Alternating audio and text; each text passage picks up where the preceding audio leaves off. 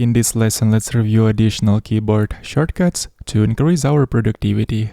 There is one quick way to toggle some settings, and if we press Ctrl backtick, we're gonna get such window where we can switch values for multiple settings. For example, in here we can quickly change the layout of the IDE, its zoom level, code style scheme, or theme.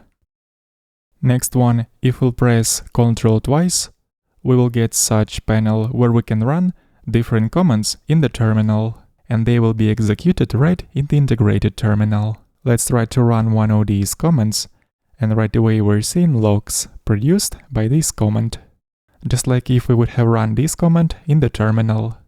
And to close this panel, let's press Shift Escape.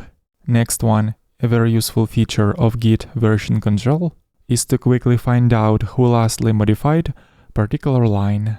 So let's open up command palette by pressing Command-Shift-A and execute the command called annotate with git blame. And right after this, we're gonna get name of the person next to every line who lastly modified this line.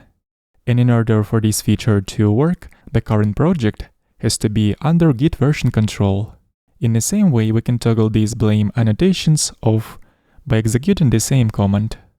Another feature of JetBrains IDEs is to quickly create files of different types, in case we'd like to quickly try something out or basically make some notes. This feature is called Scratch files. So to create one of such Scratch file, we need to press Command-Shift-N or execute the command New Scratch file in the command palette.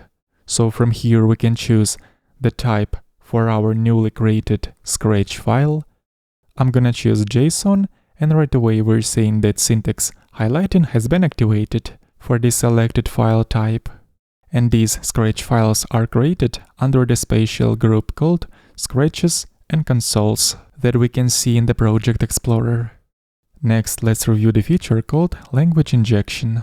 For example, sometimes we have to use different language syntax in a different file type. For example, I'm currently inside PHP file, and if I'm going to use JSON syntax in here, we can see that this string is not recognized as a JSON syntax, but we can make it work by simply running the following command.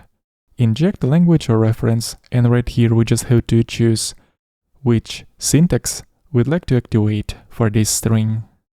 And here we go, this string has been parsed and received proper JSON syntax highlighting. Let's try another example. Right under this variable, I'm gonna create another one, and this time I'm gonna assign a string to this variable, which will hold regular expression. Firstly, I'm going to inject regular expression syntax into this string by running inject language or reference command. As you can see, it worked, and regular expression string has received proper highlighting. But there is even more when it comes to regular expressions. We can check this regular expression right from within an IDE. So firstly, let's position the cursor over this regular expression and execute the command called check regexp. Right here we can test different strings and see what parts of these strings are being matched by regular expression. And to conclude this lesson, let's review another keyboard shortcut, Ctrl-Tab. If we'll press this shortcut, we'll be able to quickly switch between open files. And there you have it, we have reviewed additional set of keyboard shortcuts for your tool belt.